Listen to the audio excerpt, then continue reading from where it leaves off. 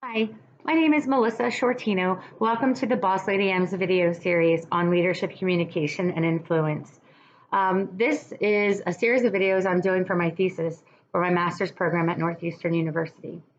And I want to talk to you today about my most recent class that I had. It was called Group Dynamics and Interpersonal Conflict. And I just want you to think about this for a second. Something that I learned in this class is that in business, 80% of people perceive all meetings that they attend to be a waste of time with very little results or effectiveness. And yet, meetings occur constantly in the business world. So, this class was about how to make meetings more effective. And we read this book called The Secrets of Facilitation by Michael Wilkinson. And it was a really interesting and different perspective on how to run meetings. And I thought it would be interesting to review this. Some of these simple things that could really change the effectiveness of meetings. And if leaders are aware of this and can implement these sorts of things into their organizations, it could make a substantial difference on the success of your business. So these are just some of the points. I'm going to review the agenda that I created for a fake meeting that I did with my team. And these are just some of the points to consider. One thing is to actually have an agenda before the meeting already established, but not just established, but actually sent out to all the meeting participants in advance, which gives them the opportunity to understand what the purpose of the meeting is and how to be prepared for the meeting. That's critical, and I think that doesn't happen very often. Providing a clear agenda it seems like it would be common sense, and yet it doesn't seem to happen normally. So starting on time is important, and having a start time and an end time and sticking within that whenever possible. When you open the meeting, you have the agenda available for your team. You're going to have some sort of whiteboards because you're going to be doing recording. But as the facilitator, you may or may not actually be a part of the meeting. You can be, or you may just be facilitating the meeting so that it goes more smoothly and you can help with questions and any potential conflicts that could arise. So during an opening, you would welcome, you would state the purpose, the objective, which is the results you expect from the meeting, review the agenda, and this is something I never thought of, establishing ground rules. Establishing ground rules can really help people understand and know what to expect. Let me see if I can find the ground rules that I had put into my meeting. Some examples of ground rules would be like only one person speaks at a time.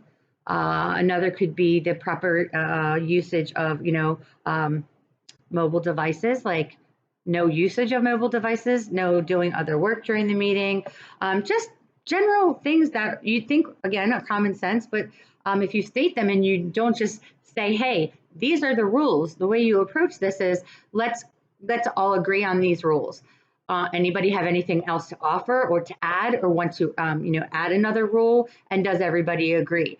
And then once you get the agreements from the rules, then you're getting the buy-in, and you're not dictating, they are establishing the rules together, so they're much easier for them to uphold the rules then. The use of parking boards I thought was very interesting, and that's something that you can go over in your opening to explain. Parking boards would be like, for example, if you have a topic, your purpose of this meeting is X, but someone is bringing up Y, then you might want to say, okay, the way you use a parking board is you say, okay, that's a really good point. However, that's not what we're here for today. So let's put that on the parking board over here. And at the end of the meeting, if we haven't already covered that, then we'll figure out how to deal with it in the future at another meeting or at another time. So parking boards can be used that way. And then an introduction. The next part of the meeting after you do the opening and you go over those things is you identify issues and gather information. And the issues that need to be covered, and basically your if you're just the facilitator, you're basically recording. You are running the meeting in such that you keep it on track. You get everybody's ideas written down, and you're kind of playing the peacemaker, keeping things on track. And when conflict does arise, you are prepared based on the I'd call it wisdom, the wisdom in this book that tells you how to handle conflict. And then at the end, the goal, whatever the objective is, to make a recommendation perhaps, or creating some kind of policy, whatever it might be.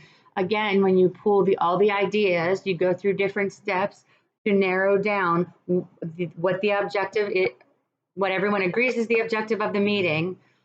It's important that everyone has an opportunity to share their feelings, their thoughts, and then gain their agreement on the end results of the meeting. So here's some examples of ground rules. I found this. Everyone speaks e-manners, that's what I meant. That's the word I couldn't find. Also explaining the difference in the roles. If you are just a facilitator and not a meeting participant, as the facilitator also, you want to let them know. Parking boards actually can be one of the ground rules.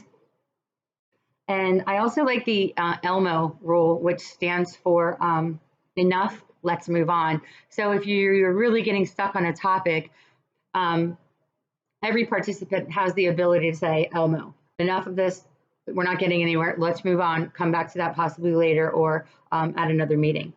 So another aspect of the parking boards that is interesting is not just the issues list, that list of issues that may not be relevant to that particular meeting, but you can also have a decisions list so that the decisions that are made are being recorded, and then an action list. So let's say, some things have to be done as a result of this meeting. On the actions list, you would have the action, who's responsible, and by when. And then at the end of the meeting, it's important to summarize the meeting, going over with everyone, and also letting them know that you will be sending out some sort of communication that summarizes the meeting in writing as well. That way, all of the actions that were decided upon, all the decisions that were made, they will have in front of them that perhaps maybe needs to be referenced later or at another meeting. Also, the definition of consensus. I think this is really great for use in meetings.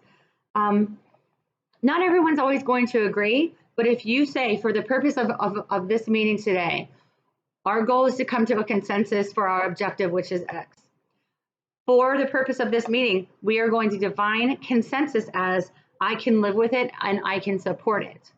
And if everybody agrees to that definition, then you will find it easier to have a consensus reached when there are differing opinions. And there's really interesting methods in the book, The Secrets of Facilitation by Michael Wilkinson, on how to gain consensus when people have different opinions. It's a very, very good, interesting book, and I recommend reading it. So that is a different perspective on meetings and perhaps how leaders can make them more effective in their business and less of a waste of time, which unfortunately happens a lot. Okay, until next time, thanks for listening, and I look forward to your thoughts.